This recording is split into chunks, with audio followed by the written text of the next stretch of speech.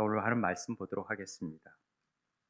하나님 말씀 마태복음 12장 22절부터 32절입니다.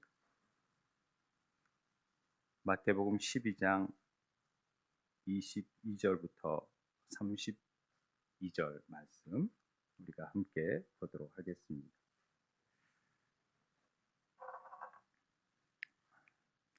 교독하도록 하겠습니다. 제가 먼저 읽겠습니다. 그때 귀신 들려 눈 멀고 말 못하는 사람을 데리고 왔거늘 예수께서 고쳐주심에 그 말 못하는 사람이 말하며 보게 된지라. 우리가 다 놀라 이르되 이는 다윗의 자손이 아니냐 하니 바리새인들이 듣고 이르되 이가 귀신의 왕 바알세불을 힘입지 않고는 귀신을 쫓아내지 못하느니라 하거늘 예수께서 그들의 생각을 아시고 이르시되 스스로 분쟁하는 나라마다 황폐하여질 것이요 스스로 분쟁하는 동네나 집마다 서지 못하리라. 만일 사탄이 사탄을 쫓아내면 스스로 분쟁하는 것이니 그리하고야 어떻게 그의 나라가 서겠느냐. 또 내가 바알세불을 힘입어 귀신을 쫓아내면 너희의 아들들은 누구를 힘입어 쫓아내느냐. 그러므로 그들이 너희의 재판관이 되리라. 그러나 내가 하나님의 성령을 힘입어 귀신을 쫓아내는 것이면 하나님 나라가 이미 너희에게 임하여졌느니라. 사람이 먼저 강한 자를 결박하지 않고서야 어떻게 그 강한 자의 집에 들어가 그 세간을 강탈하겠느냐. 결박한 후에야 그 집을 강탈하리라. 나와 함께 아니하는 자는 나를 반대하는 자요 나와 함께 모으지 아니하는 자는 해치는 자니라.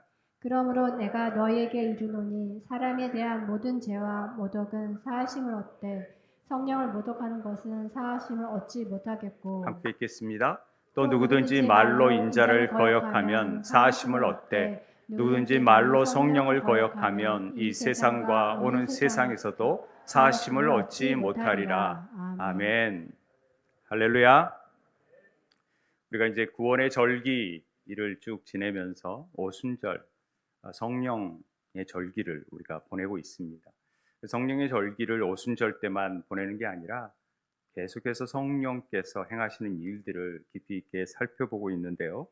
특별히 지난 시간에 성령과 치유 사역을 통해서 어찌 보면 우리가 육적인 치유에 집중하는 경향이 많은데 실제적으로는 우리의 혼의 치유, 우리의 혼적인 부분의 치유를 통해서 특별히 죄사함의 문제를 다루고 그 근본적인 문제가 치유돼야지만이 우리의 육적인 부분도 온전케 치유됨을 우리가 알 수 있다는 내용의 얘기를 드렸습니다. 우리가 이제 구원 시나리오 가운데 병원 시나리오 계속해서 우리가 성화를 이루어가야 되는 과정들이 있다라는 얘기를 했습니다.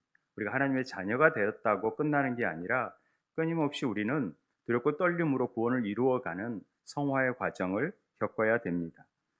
특별히 우리가 옛습관 안에 자리 잡고 있는 타락한 본성들 안에 있는 그런 것들이 어떻게 죄와 연결이 되어져서 우리를 힘들게 하고 그 죄의 부패성 안에서 끊임없이 죄 가운데 빠지게 되는 부분들을 어떻게 우리가 치유하느냐. 이런 부분들은 실제적인 의미에서 더 큰 의미로 보자면은 사실은 영적 전쟁에 해당되는 부분인데 우리가 그런 부분을 사실 많이 놓치고 있는 부분들이 있다라는 것을 다시 한번 이 시간을 통하여서 우리가 확인하고 또 분명한 영적 전쟁이 무엇인지를 알고자 오늘은 성령님과 영적 전쟁에 대해서 함께 나누고자 합니다. 오늘 말씀은 예수님께서 귀신 들려 눈 멀고 말 못하는 자를 치유하는 사건으로 잘 알려진 내용입니다. 그래서 22절에 보면은 그때 귀신 들려 눈 멀고 말 못하는 사람을 데리고 왔거늘 예수께서 고쳐주심에 그 말 못하는 사람이 말하며 보게 되는 놀라운 기적들이 행하는 것이죠. 우리는 이게 고쳐지는 현상을 보면서 사람들은 굉장히 놀래고 또 그런 일을 통해서 야, 이분이 대단한 분이다 라고 여기게 되었다라는 것이죠. 실제적으로 우리가 잘 아는 것처럼 우리 삶 속에서 이 눈 멀고 말 못하는 일의 근본적인 부분이 어떤 외적인 치유로 되어지는 게 아니라 그 눈 멀고 말 못하게 하는 원인이 분명하게 귀신 들려라는 내용으로 기록되어 있다라는 것이죠. 그러니까 눈 멀고 말 못하는 것이 어떤 우리가 유전적인 뭐 병적인 측면이라고 생각을 했는데 보니까 실제 그는 영적인 측면이 있다라는 것을 알려주시는 것이죠. 예수님께서는 그것을 정확하게 보시고 그것들을 치유하셨다라는 사실을 통하여서 우리에게 지금 무언가를 얘기하고 싶다라는 것입니다. 우리가 귀신 들렸다라는 내용들을 요즘 세상에서 얘기하면은 굉장히 당혹스럽지요. 또 왜냐하면은 심리적인 치료에 관심을 많이 갖고 또 정신과 의사를 많이 요즘 찾아가는 추세에 있으면서도 어떤 어려운 일을 당했을 때 물론 정신적인 측면에서 도움을 받을 수 있죠. 약을 먹고 또 심적인 치유를 하고 그러는 경향이 있지만은 영적으로 문제가 있는 경향이 있다라는 것이죠. 그런 경우는 약을 먹고 치유를 한다 그래도 실제적으로 치유가 잘 안 되는 경우를 보게 됩니다. 그 오랫동안 약을 먹게 되면은 굉장히 몸도 약해지고 어려움이 더 가중되는 것을 가끔 보게 됩니다. 귀신이 들렸다라고 얘기한다면은 뭐 그런 요즘 현대에서 귀신 들린 얘기들을 하고 그러냐 하는 생각을 하게 되는데 실제적으로 많은 부분에 있어서 악한 영들에 의해서 우리가 눌려지고 어려운 부분들이 있다라는 부분을 우리가 간과하는데 문제가 있습니다. 그래서 오늘 이 영적인 문제가 있다라는 것도 오늘 말씀을 통하여서 우리에게 다시 한번 깨우쳐 주시는 말씀이라고 여겨지는데요. 예전에 성락교회 김기동 목사님이 계셨습니다. 귀신론의 대가라고 알려져 있죠. 그래서 많은 귀신을 쫓아내고 하는 이적을 베품으로써 성랑교회가 굉장히 부흥했었던 기억이 납니다.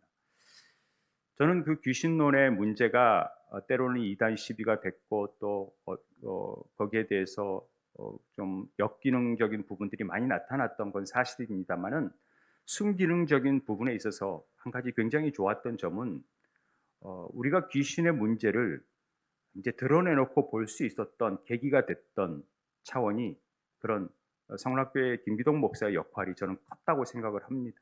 제가 두둔하려고 하는 건 아닙니다. 그분이 이제 말년에 뭐 물질의 탐욕적인 부분에 의해서 굉장히 부끄러운 면들을 많이 보여주셨고 그랬지만은 어, 모든 문제가 귀신으로 접촉되어진다고 얘기하는 것 자체는 신학적으로 많은 문제가 있습니다.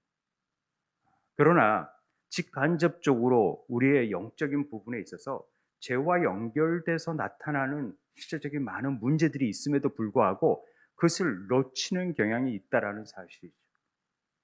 그래서 우리의 모든 문제들을 자세히 보면은요, 직간접적으로 이 죄의 문제, 특별히 죄를 틈타고 사단이 우리를 넘어뜨리게 하는 부분이 있다라는 부분을 간과함으로 인해서 실제적인 치유의 사역을 놓치는 경향이 있습니다. 그 부분을 정확히 봐야 우리가 제대로 치유할 수 있는 것이죠. 고린도 후서를 보면은 우리 같이 한번 읽겠습니다. 시작. 우리가 주목하는 것은 보이는 것이 아니요 보이지 않는 것이니 보이는 것은 잠깐이요 보이지 아니하는 것은 영원함이라. 우리의 삶 속에서 보여지는 부분이 거의 다 우리의 계몽주의 신학에서 합리적인 인간론에 입각해서 본다면은 보여지는 것이 곧 현실이고 그것이 전부다라고 생각하는 경향이 많은데 그렇지 않다라는 거죠. 우리는 전혀 보이지 않는 부분이 있다라는 사실을 우리는 분명히 알아라는 것입니다. 보이지 않는 것이 훨씬 더 영원한 세상이 있고 더 큰 세상이 있음에도 불구하고 보여지는 부분에 국한되어져서 이것이 다인 것처럼 여겨질 때가 많다라는 데 문제가 있다라는 것이죠. 그래서 우리 병도 가져다 드는 그 부분만 보면 안 되고 그 부분 너머에 있는 배후에서 역사하는 어떤 부분이 있는지 없는지를 우리가 볼 필요가 있습니다. 그래서 우리가 아이가 아플 때나 그럴 때 빨리 병원에 가야 되는 이유가 있습니다만은 병원에 가더라도 늘 같이 기도하면서 하나님 이 뜻을 통하여서 이루시고자 하는 뜻이 분명히 함께 역사하게 되길 원합니다라고 같이 기도하면서 병원을 찾아가야 되는 것이 우리 믿는 자들의 모습이라는 것입니다. 그래서 이런 부분을 간과하다 보면은 때론 정말 주고자 하는 주님께서 우리를 통하여서 또 사단이 우리에게 걸고 있는 태클을 우리가 발견하지 못하고 그런 부분을 놓치고 간다 보면은 병인 치유가 되지만은 여전히 그 영적인 부분에서 어려움을 겪고 있다라는 것을 보게 됩니다. 실제적으로 하나님을 믿지 않는 의사들이 귀신들이 행하는 일들을 통하여서 그것들을 귀신이 했던 일입니다라고 말하기는 참 어렵습니다. 믿지도 않는데 귀신이 행했다. 그러니까 진단을 해도 모르는 거죠. 그리고 어떻게 말을 할 수 없으니까 스트레스나 신경성입니다. 라는 표현밖에 할 수가 없다라는 것을 우리 지난 시간에도 제가 얘기했던 것 같습니다. 분명히 죄의 문제 가운데에서 우리의 혼을 타고 들어왔던 그 예습관을 통해서 들어왔던 그 죄성들을 그런 일을 통하여서 우리의 부패된 심령들을 해결하지 못하고 그것들을 간과하고 그저 외적인 부분만 본다면은 우리가 진정한 치유가 일어나지 않는다라는 사실입니다. 제가 아는 정신과 의사는요, 어떤 문제가 해결이 잘 안 될 때는 늘 그분이 하는 말이 교회 찾아가십시오 하는 말을 합니다. 그분은 교회를 다니지 않아요. 제가 아는. 근데 분명히 교회 가서 기도하라고 그렇게 얘기하는 경우를 보는데 왜 그런 얘기를 하는지는 잘 모르겠지만은 분명히 보이지 않는 부분에 대한 어떤 것들을 인식하고 있다라는 것을 볼 수 있습니다. 그런데 이런 모든 일들이요, 사실상 이런 치유의 문제들은 큰 의미로서는 영적 전쟁에 해당되는 문제라는 것을 우리는 알고 있어야 됩니다. 왜냐하면은 우리가 보이지 않는 세계에서 나타나는 일들이 꽤 많이 있기 때문에 그렇습니다. 우리 에베소서의 말씀, 우리 잘 아는 말씀이죠. 같이 한번 읽겠습니다. 에베소 6장 12절 시작. 우리의 씨름은 혈과 육을 상대하는 것이 아니요 통치자들과 권세들과 이 어둠의 세상 주관자들과 하늘에 있는 악의 영들을 상대함이라.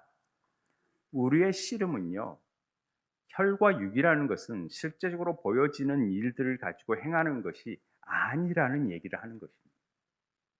우리가 행하는 씨름 자체가 통치자들과 권세자들과 이 어둠의 세상 주관자들과 하늘에 있는 악의 영들을 상대한다라는 사실을 우리가 간과해선 안 된다라는 사실이죠. 여기에서 씨름한다라는 것은 간단하게 생각해서는 안 되는 부분입니다. 멀찍이서 우리가 싸움하는구나라고 생각해서는 안 되고요. 굉장히 치열한 일입니다.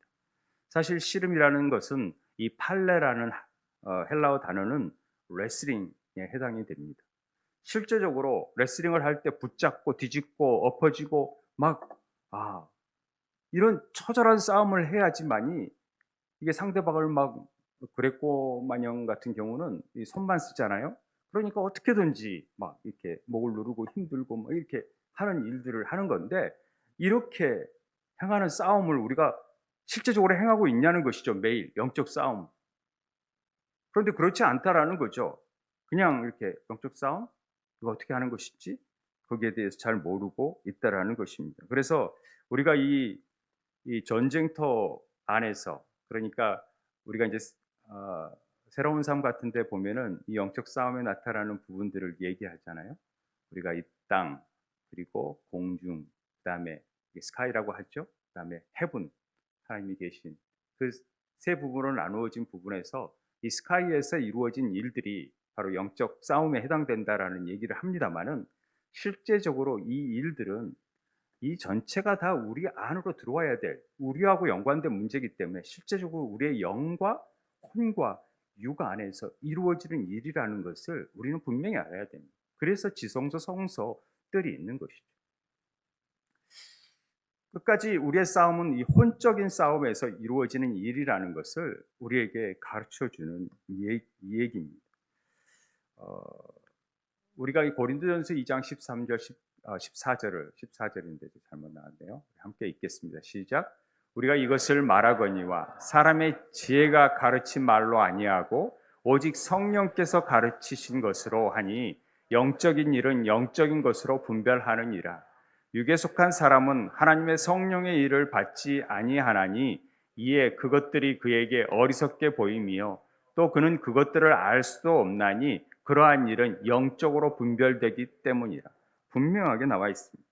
하나님께서 우리에게 가르치신 것은 사람의 지혜가 아닌 성령께서 가르치신 것으로 우리에게 행하는 일입니다. 그래서 영적인 일은 영적으로 분별해야 되지 육에 속한 사람이 하나님의 일들을 성령의 일들을 받지 못했기 때문에 그것들을 바라보면 굉장히 어리석고 이상한 일처럼 여겨지는 것이죠. 그렇기 때문에 이해할 수도 없고 그래서 영적인 분별력이 굉장히 중요해요.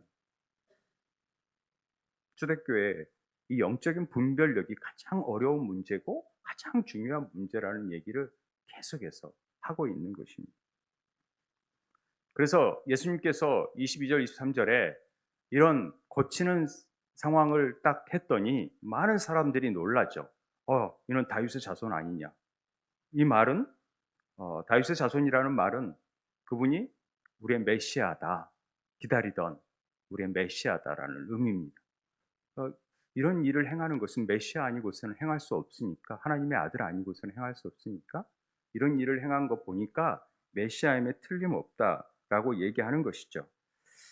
그런데 이러한 사실을 놓고 바리새인들은 전혀 다르게 해석합니다. 실제적으로 하나님을 더 잘 알고 율법을 잘 알고 있다라는 사람들이 영적인 부분에 있어서 알지를 못하는 것이죠.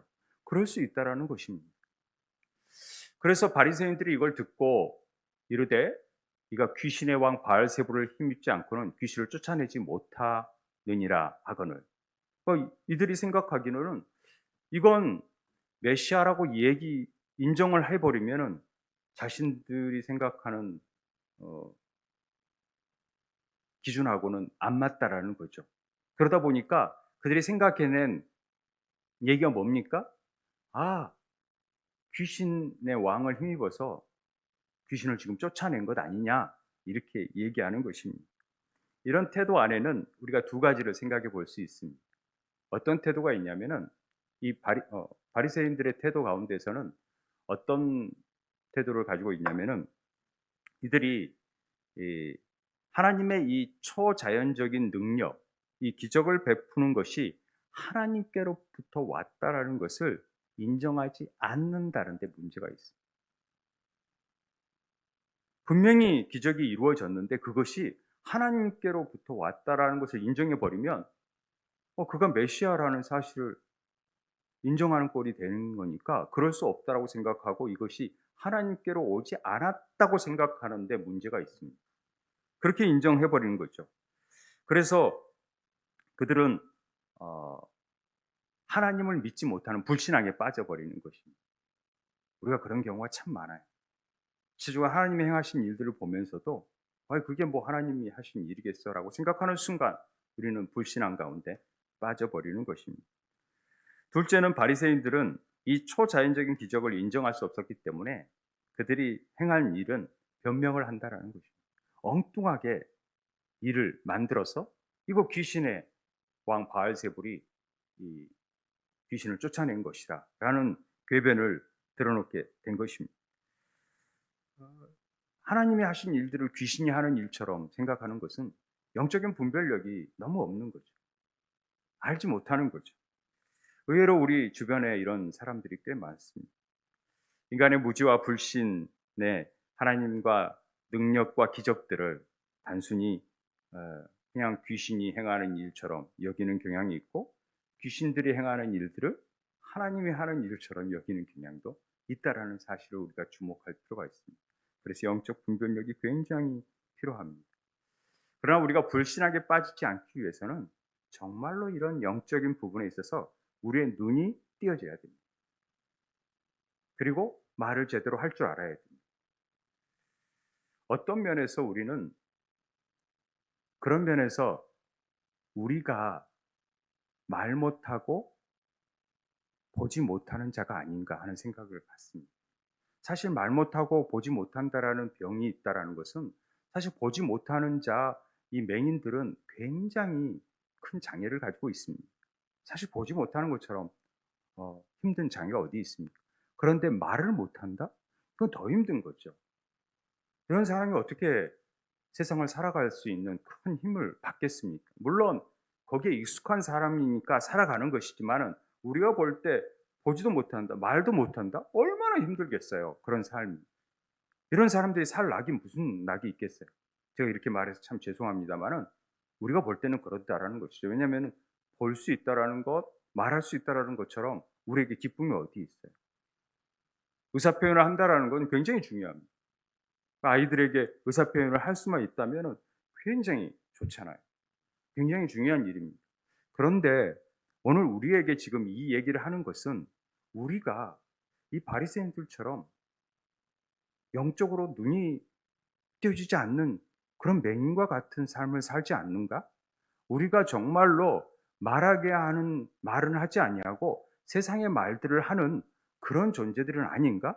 그래서 진정으로 말도 제대로 못하고 보지도 못하는 영적 소경이고 영적으로 말도 못하는 벙어리 삶을 살고 있지 않는가? 그래서 계속해서 주님은 복음서를 통하여서 눈을 뜨게 하는 기적을 베푸시는 것이고 말을 하게 하는 기적을 베푸시는 것입니다. 우리 삶이 그렇다라는 거죠. 우리의 영적인 눈을 뜨게 하는 것, 영적인 눈을 보게 하는 것. 그래서 이런 분별력을 통하여서 하나님이 행하신 일인지 아니면 사단이 하는 행할 일인지를 분별할 수 있는 영적 분별력을 갖는 것은 굉장히 중요한 일이기 때문에 우리가 이 볼 수 있는 눈이 띄어질 수 있도록 또 말하게 하심에 말할 수 있도록 우리가 늘 기도해야 하는 것입니다. 제가 누구를 비난하고자 하는 것은 절대 아닙니다만은 저는 굉장히 그분을 존경합니다. 그리고 어, 제가 에스라 통독학교 같은 것들을 통독을 우리가 벌써 몇 년째 하고 있었으니까 초창기에 뭐 조병호 목사님 통독 또 노보 목사님 통독 이런 것들을 다 보면서 어떻게 통독을 더 우리 교인들에게 하게 할까를 쭉 초창기에 해왔기 때문에 제가 에스라 통독도 가보고 여기 조병호 목사님 통독하는 것 양평에도 가서 다 보고 다 그랬잖아요. 그런데 이분이 방언을 검증하자라는 책을 썼었어요. 노보 목사님. 근데 거기에서 어떤 주장을 하시냐면은 한국 교회 방언은 100%가 다 거짓 방언이다라는 얘기를 하셨어요. 그분의 논리는 뭐 인터넷에 보면은 유튜브로 보면은 잘 나와 있으니까 한번 들어보시면 좋지만은 성령의 은사가 아닌 다 악령의 기만이다라고 거기에서 많은 사례들을 적어서 올렸어요. 어떻게 하나님의 은사를 받는데 그것들을 막 가르칠 수 있고 막 교육할 수 있느냐. 여기에서부터 문제 제기를 하는 거죠. 뭐 랄랄라를 하고 뭘 하고 이런 것들은 다 악령의 방언이다. 이런 식으로 얘기를 하셨어요. 어, 그러면서 저는 또 다른 부분의 책들도 많이 읽었죠. 하늘의 소리, 방언, 뭐 이런 책들, 뭐 여러 가지 책들을 많이 있으니까. 물론 그분이 굉장히 성경적인 토대를 가지고 말씀하시는 것은 좋습니다. 그리고 그것들이 특별히 자기의 방언은 모든 은사들은 교회의 덕을 세우는 은사지만은 방언은 자기의 유익을 구하는 은사거든요. 그런데 거기에도 문제가 있다라는 거죠. 어떻게 사랑은 자기 유익을 구하지 않는데 하나님의 역사가 어떻게 자기 유익을 구하는 기도를 할 수 있느냐? 그러면서 방언을 구할 수 있느냐? 이런 것 자체가 벌써 방언 자체가 잘못된 것이다. 이렇게 얘기를 하는데 제가 뭐 영적으로 뭐 뛰어난 사람도 아니고 그렇지만은 제가 보고 경험하고 바로는 저는 그냥 단순하게 성경을 있는 그대로 믿기 때문에 저는 방언의 역사를 믿습니다.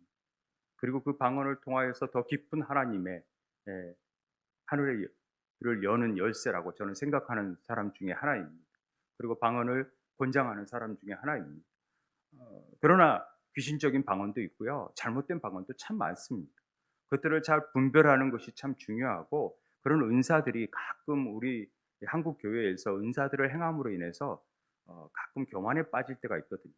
내가 영적으로 너무 뛰어나다고 생각하고 더 겸손하진 않고 더 그것들이 뭐 내가 능력이 있어서 행하는 것처럼 행하는 일들 때문에 오히려 나쁜 영향을 주고 그것들이 오히려 사단이 이용하는 것은 아닌가 하는 생각을 갖습니다만은 그래서 그 방언 자체가 나쁘다는 차원이 아니라 이 방언은 너무 귀한 일이라는 것이죠. 하늘의 언어고 또 성경에 나와 있고 사도행전의 방언과 고린도 전서에 나오는 방언은 좀 다르지만은 우리가 고린도전서에 나오는 방언 자체도 우리가 알지 못하는 그 소리로 하지만은 그걸 통해서 또 통변을 하게 하고 또 예언하기를 사모해야 되고 그래서 우리가 더 은사에 더 집중하는 것은 중요한 일이라고 생각을 합니다. 그렇기 때문에 어, 이렇게 말하는 것 자체에 대해서 우리가 좀 당황스럽긴 하는데 또 한편으로는 우리가 잘 새겨들을 필요가 있다라는 것이죠. 그분을 틀렸다라는 얘기가 아니라 어떤 부분에 있어서 새겨들을 건 듣고 또 우리가 행할 수 있는 것들은 행해야 된다라고 생각을 합니다. 지금도 하나님은 살아계시고 지금도 역사하시고요. 동일한 역사가 이 시대에도 나타나는 줄 믿습니다. 제가 RGM 선교에 같이 난민 선교하고 있는 터키에 타교서 선교사님과 함께 RGM 선교사를 만들고 함께 이사가 되어서 참여하고 있는데, 예전에 아프가니스탄에서 타교서 선교사님이 선교를 할 때 한 명 선교 이 열매 세례 받은 자 구하는 게 거의 뭐 10년 동안에 손 꼽을 정도였대요. 이슬람 세력에서 이 복음 전하는 게 너무 어려웠대요. 그런데 그분이 이 전쟁이 나오고 막 여러 가지 사건이 생기면서 시리아 난민들이 생기고 막 그러면서 터키로 난민 세력들이 막 들어오기 시작했잖아요. 그러면서 난민들 가운데 하나님이 어떤 역사를 보이셨냐면요, 직접 나타나시기도 하고 막 기적을 베푸시기도 하면서 예수를 믿겠다라는 사람들이 나타나기 시작했다라는 거죠. 그래서 타겟스 선교사 말로는 그냥 죽는다라는 거죠. 그렇게 아프가니스탄의 사람들 구하려고 그래도 못했는데, 그 아프가니스탄에서 탈출한 사람들이 예수 믿겠다고 해서 사역자가 되고요, 이란인들이 사역자가 되고요, 시리아인들이 사역자가 되고요. 그래서 교회가 세워진 교회들이 얼마나 많은지 모릅니다. 우리가 한번 터키를 방문해서 우리가 그곳에서 그 현장들을 직접 보면서 그걸 체험했으면 좋겠어요. 이사들 중에서 안 간 교회가 유일하게 우리 교회가 그 터키를 안 갔다고 타기수 선교사님이 꼭 오라고 지금 얘기하는데, 우리 한번 갈 기회가 있을 거라고 저는 생각을 합니다. 지금도 그런 놀라운 역사가 있지만은 한편으로 우리가 생각해 봐야 될 부분들은 있습니다. 간혹 TV 수첩 같은데, PD 수첩 같은데 보여지는 교회의 모습의 정상적인 교회의 모습을 얘기합니다. 그런 모습에서 막 기도하는 모습을 찍은 모습을 봤는데요. 정상적인 교회인데 제가 볼 때, 좀 이상하다 할 정도의 느낌을 받았는데, 그게 우리가 안에 있으면요 전혀 못 느끼지만 객관적인 입장에서 보면은요, 어떤 사람들이 알랄랄랄랄랄랄 막 이런 사람들도 있고 막 소리 지르면서 하고 있는 사람도 있고 막 떠는 사람이 있고 막 그런 사람들 보면은 객관적으로 믿지 않는 사람들이 저 봤을 때 저런 사람들이 제정신일까? 정상적인 그룹일까? 이렇게 생각되지 않겠습니까? 그러니까 그들이 영적으로 눈이 깨어지지 않으면은 보여지는 일들을 보면은 굉장히 어리석고 이상한 사람처럼 보여지는 것이 당연한 일입니다. 안 그러겠습니까? 그 받은 영적으로 받은 사람만 알죠. 물론 잘못 받는 경우도 있죠. 그건 분별을 해야 되겠지만 우리가 이런 부분들이 잘 판단을 해야 되는 것입니다. 그래서 영적 분별력이 많이 필요하죠. 그러나 어떤 영적인 일들을 보고 그것들을 함부로 기도하지 않고 판단하는 일들은 없었으면 좋겠습니다. 그런 우를 범하지 않았으면 좋겠습니다. 그러므로 불신앙에 빠지는 일이 없었으면 좋겠습니다. 오늘 예수님께서도 그들의 마음을 아셨어요. 바리새인들의 마음을 아시고 어, 너무나도 어이없는 그들의 말들을 무시할 수도 있었지만 이런 일들을 통하여서 우리에게 뭔가 가르쳐주고 싶은 하나님의 계획이 있었다라는 것이죠. 그것이 25절, 26절의 주님의 말씀입니다. 예수님께서 그들의 생각을 아시고 이르시되 스스로 분쟁하는 나라마다 황폐하여질 것이요 스스로 분쟁하는 동네나 집마다 서지 못하리라.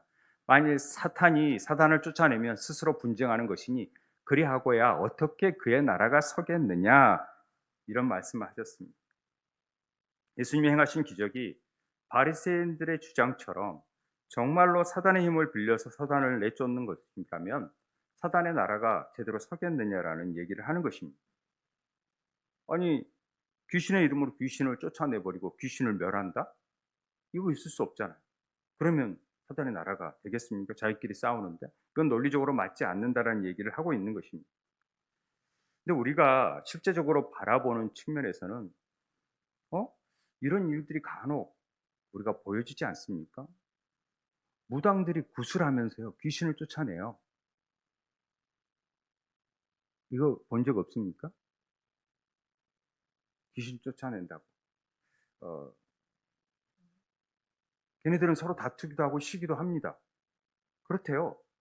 이게 말이 좀 안 맞는 거 아닌가? 이제 우리가 느끼는 경험상으로는 그렇죠. 근데 제가 이제 대학원에서 따로 이제 목회 우리 신학대학원이 아닌 일반 대학원에서 제가 성교학을 공부했잖아요. 그래서 뭐 외부 종교들을 다 절에도 제가 가보고 정교회도 가보고 다른 종교들을 다 가보면서 무당들을 불러와서 같이 수업에 참여한 기회가 있었어요.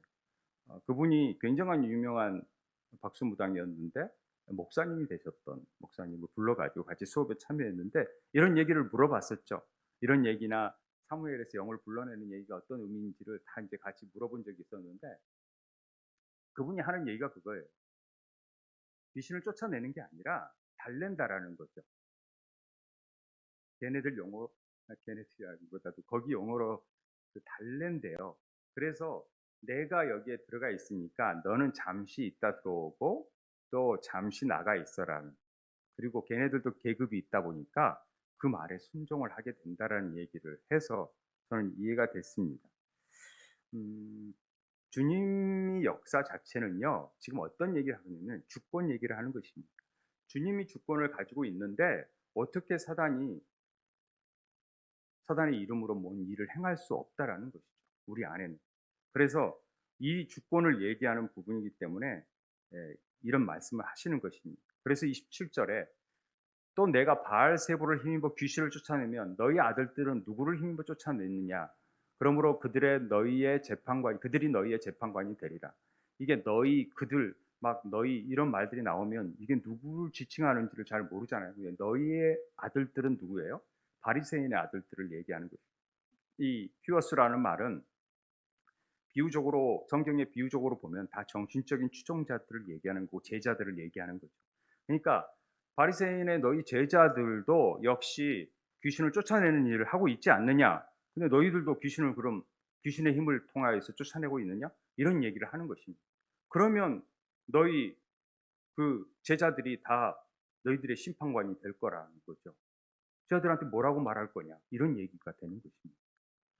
왜냐하면은 우리가 보면은요, 요세푸스의 그 교회사 책을 보면은 실제적으로 바리새인들, 유대인들이 귀신을 쫓아내는 주문을 외우고 그런 일들을 행했다라고 나와 있는 것을 볼 수 있습니다. 그랬듯이 그들도 그런 일들을 행했다라는 거죠. 그러면 결과적으로 너희들도 너희 제자들이 다 행하는 것들을 보면 다 귀신 들으려서 귀신의 힘을 통해서 한 거냐? 이렇게 말하니까 그들이 아무 말을 못하는 것이죠. 그러니까 자기가 쳐놓은 어떤 자기가 걸림돌이 되어버리는 셈이 된 것입니다. 이렇게 두 가지 논증을 하신 예수님께서 아주 중요한 결론을 내리십니다. 그것이 28절입니다. 다 같이 읽어보겠습니다. 시작. 그러나 내가 하나님의 성령을 힘입어 귀신을 쫓아내는 것이면 하나님 나라가 이미 너희에게 임하여졌느니라. 자, 이 말씀의 결론에는 두 가지 중요한 사실을 우리에게 가르쳐 줍니다. 첫째 뭐냐? 귀신은 하나님의 성령으로만 쫓아낼 수 있습니다. 다른 걸로는 이게 잘 나가지 않습니다. 우리 힘으로 되지 않습니다. 이게 오직 성령의 능력으로만 이 귀신을 쫓아낼 수 있다는 것이죠. 그리고 귀신이 쫓겨나야지만 하나님 나라가 임한다라는 사실을 보여주고 있습니다. 이해되십니까? 귀신이 나가야지만이 이게 쫓겨나가야지만이 온전한 하나님 나라, 하나님 통치가 이루어진다라는 거죠. 하나님 나라는 하나님이 주인 되셔서 하나님이 행하시는 모든 일들 가운데 하나님의 역사가 미치는 곳이 하나님 나라니까 통치적인 의미에서 그렇게 된다라는 것이죠. 그래서 우리가 이 일을 적용해 본다면은 우리 삶 속에서도 하나님 나라가 이루어지는 늘 하나님 나라의 자녀된 제사장된 사명으로서 그 나라와 그 의를 구하는 자로서 행하는 일을 행해야지만이 이 사단이 틈타지 못할 수 있도록 행해야 된다라는 얘기를 하는 것입니다. 그러면서 우리가 굉장히 논란이 되는 부분입니다만은 우리 삶 속에서 성령을 받은 자들이 악한 영이 거할 수 있느냐? 그러면 성령이 거하는데 악한 영이 함께 거할 수 있느냐? 여러분 그렇게 생각하세요? 많은 부분에서 그럴 수 있다라고 생각하는 사람이 있고 천만에 하나님의 영이 거하는데 어떻게 악한 영이 같이 거할 수 있느냐 이렇게 말하는 사람들이 있습니다. 그런데 이 두 말들은 다 틀린 말이 아닙니다. 다 근거를 가지고 하는 말이죠. 그런데 잘 보세요. 우리가 성령의 내주하심을 받고 그분이 주인 되심을 인정하면은 악한 영이 우리의 주인 될 수가 없고 우리 안에 거할 수가 없습니다. 절적으로 악한 영은 우리에게 거할 수 없습니다. 그러나 단 우리 스스로가 우리의 옛 자아가 거짓 자아, 우리가 새로운 생명으로 새롭게 된 자아를 무시하고 옛날 자아의 거짓 자아에 속아가지고 그것이 우리인 양 속는 경향이 있는데, 그러므로 인해서 혼이 타락한 부분을 통하여서 사단이 영향을 미칠 수는 있습니다. 그것이 마치 거한 것처럼 여겨질 때가 있는 것이지, 그렇게 표현하는 것이지, 실제적으로 우리가 문을 열어놓는 것이죠. 그러니까 우리 안에서는 예전 습관이 있어요. 새로운 생명으로 되어져서 하나님의 자녀가 되어졌지만 심령이 여전히 옛 습관에 얽매여져서 부패한 심령 때문에 자꾸만 예전 습관을 따른다라는 것이죠. 하나님의 뜻을 따르지 아니고 말씀을 따르지 아니하고 그저 옛날 배워준 대로 습관대로 행한 일들, 옛날 봤던 안 좋은 것들을 본다든지 들은다든지 안 좋은 것을 말한다든지 이런 일들을 행함으로 있어서 그걸 타고 우리의 지정의인 것을 타고 생각을 타고 악한 영들이 들어오게 되고 그것들을 통하여서 영향을 미치기 시작합니다. 너는 그런 존재야. 너는 별 볼 일 없는다. 예수를 믿어도 별 볼 일 없는 존재야. 그 자존감을 낮게 만들면서 자꾸만 영향을 주는 것이지, 그러면서 성령께서는 탄식하게 되고 근심하게 되고 그것들을 물리칠 수 있도록 우리에게 새 힘을 불어넣어 주는 것이, 우리가 보혈 기도를 통하여서 시편 기도를 통하여서 계속해서 그렇게 하는 이유가 그런 거죠. 그래서 말씀을 붙잡는 것이죠. 우리 구원의 투구는요, 특별히 생각을 통해서 들어오는 모든 것들을 제어할 수 있는 능력이 이 구원의 투구 안에 있는 것입니다. 그래서 전신갑주를 붙잡고 우리가 성령의 검을 드는 이유가 바로 이런 데 있는 것이죠. 그래서 자꾸만 이 혼의 타락을 통하여서 우리를 자꾸만 넘어지게 해서 거짓 자아 안에서 우리를 낙심케 만들고 때로는 우리를 힘들게 만들 때가 있습니다. 그런데 그것들을 우리가 말씀을 통하여서 예수 그리스도의 보혈이 그 십자가를 통하여서 우리를 거듭나게 하시고 또 보혈을 통하여서 새롭게 하시고 새 생명을 주시고 우리 안에서 이 새로운 혼의 도시가 무너지게 만들고 새로운 새 예루살렘 도시, 혼의 새 도시를 건설함으로 말미암아 우리 안에서 이제는 새롭게 새로운 심령으로 일할 수 있는 능력을 갖추는 것이 우리 혼을 새롭게 하는 일입니다.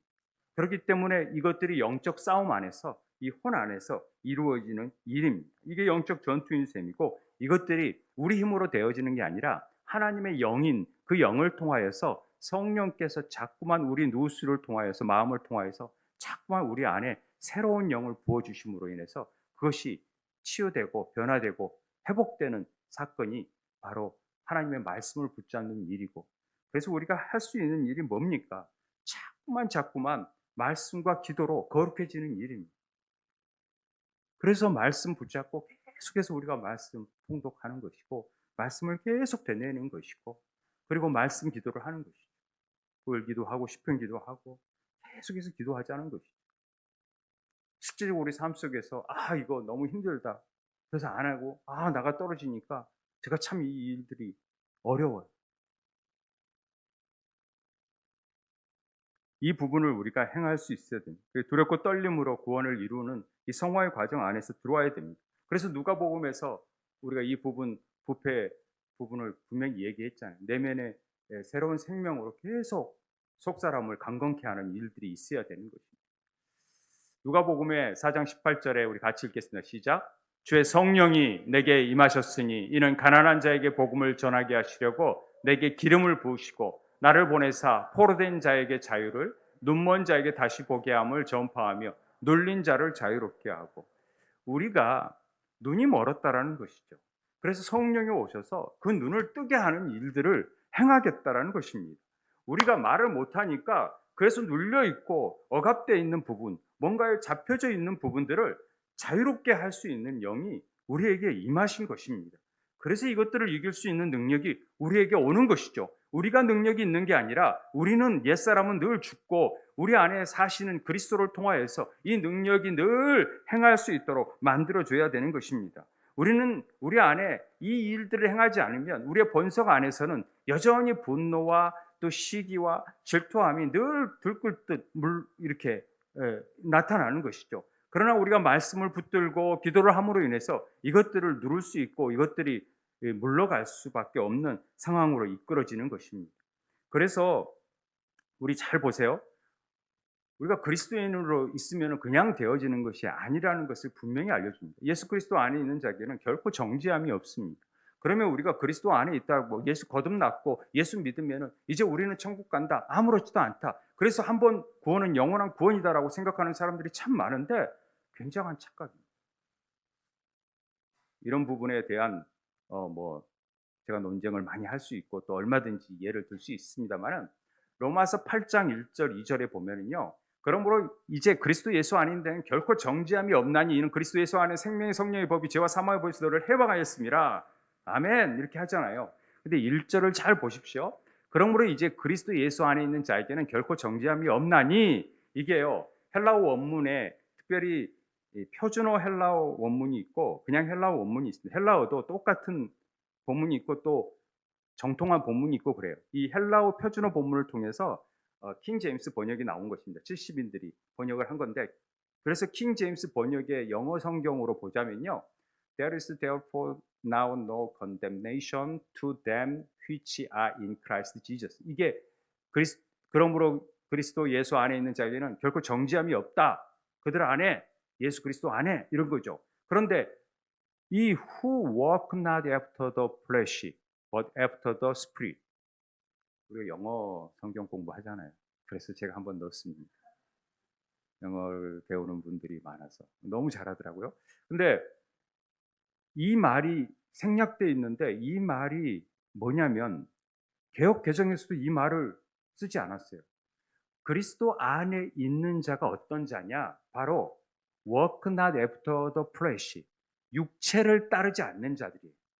그리고 어떤 자들이냐? 성령을 따르는 자가 반드시 정죄함이 없다라는 얘기를 하는 것입니다. 이 부분이 빠져 있는데 이 부분을 정확하게 넣어서 번역된 게 바로 이 본문입니다. 그러므로 이제 그리스도 예수 안에 있는 자들, 곧 육신을 따라 걷지 아니하고 성령을 따라 걷는 자들에게는 정죄함이 없나니, 이게 이제 킹 제임스 번역, 흠정의 번역에는 이렇게 나와 있어요. 그러니까 예수 안에 있다라는 것들이 구체적으로 지금 설명하고 있잖아요. 육신을 따라 걷지 아니하고 성령을 따라 걸어야지만이 정죄함이 없는 것이지, 예수 믿는다고 되는 게 아니라 늘 성령을 따라 행할 수 있는 삶이 되어야 된다는 얘기를 하고 있는 것입니다. 여러분, 빛이 비추면요, 어둠은 물러가게 돼 있어요. 무슨 얘기인지 아십니까? 이게 에라스무스가 얘기한 겁니다.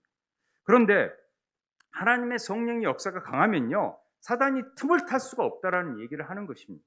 그래서 우리의 영적 전쟁은요, 실제적으로 우리가 저 마귀를 대적하라 그랬기 때문에 우리가 대적해서 싸우는 부분은요 굉장히 적습니다. 지극히 우리가 행할 수 있는 일은 참 없기 때문에.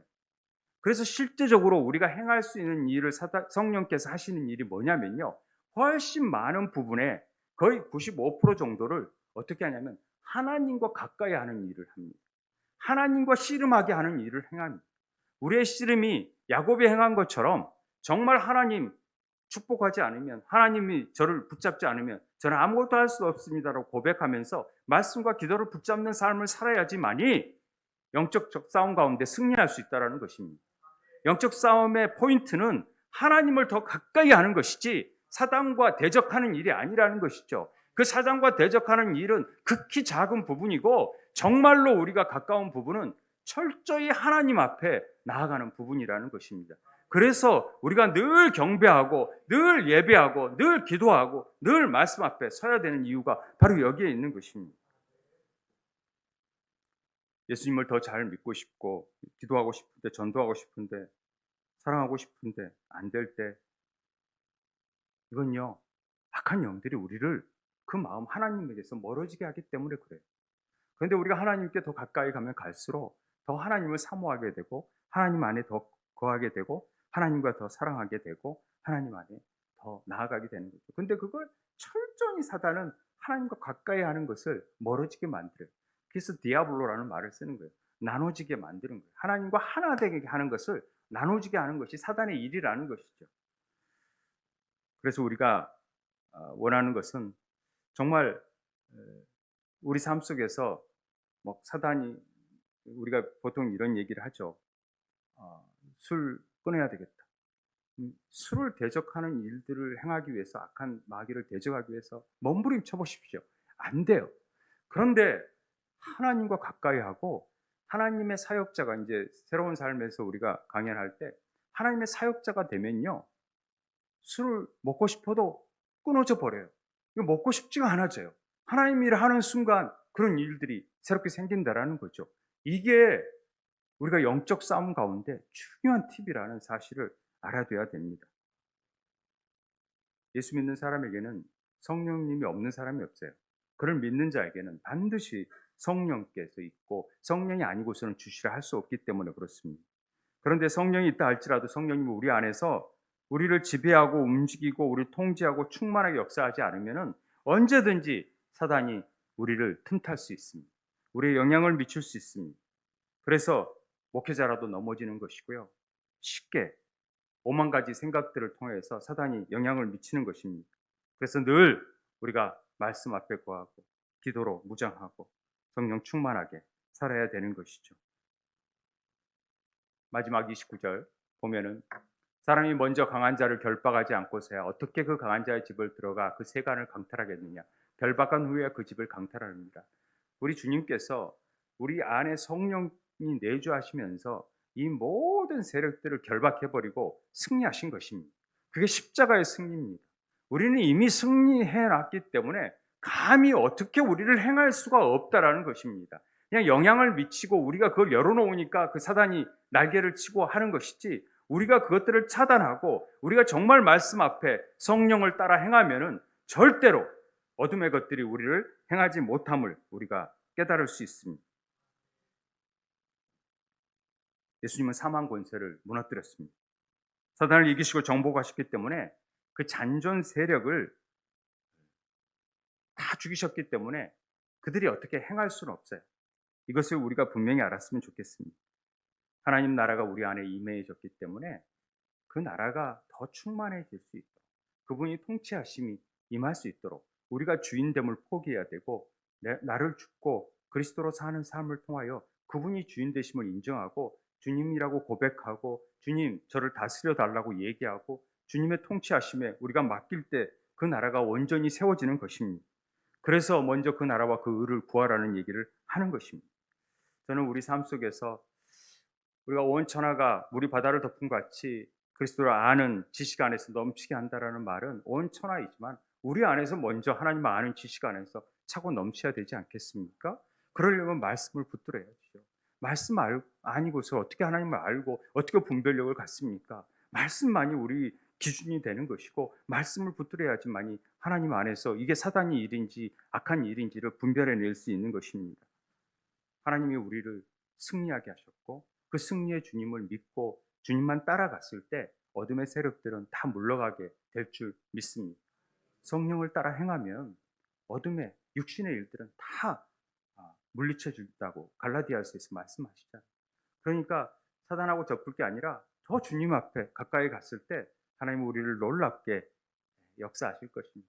그럴 때 성령 충만함을 통하여서 우리 안에 있는 모든 쓴뿌리들, 견고한 진들이 다 떠나고 무너지고 다 치유되고 회복되게 될 줄 믿습니다.